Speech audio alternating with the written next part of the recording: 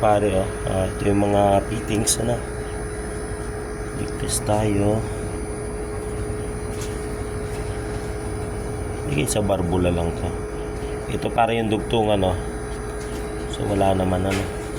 Tapos dito sa malaki, ito yung dugtungan ng malaki. So meaning maliit tapos mataba. Ito wala naman. So wala naman tayong leak. Ayan. Obserba mo na lang preno.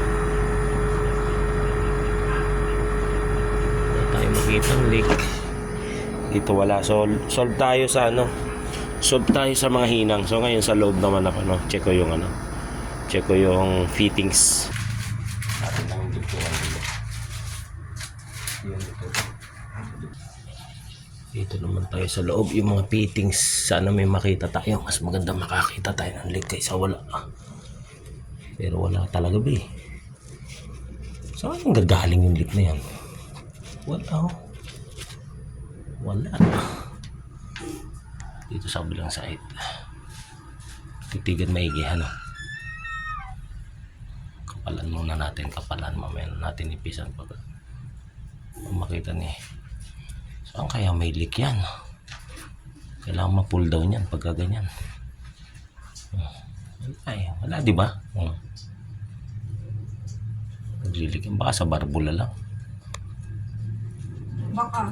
Pero mo dito sa may gilid pa dito. So, bakit wala? Parang may lalo ba?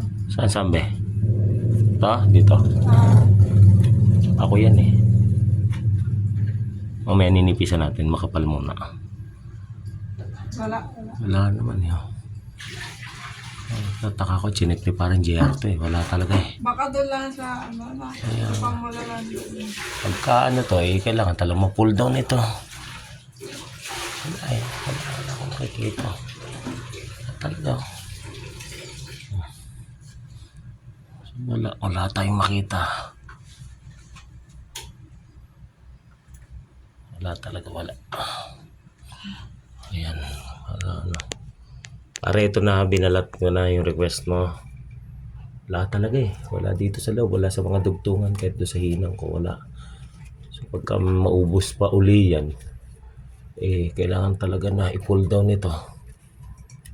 Mangyayari dito ay magpo-pull down tayo.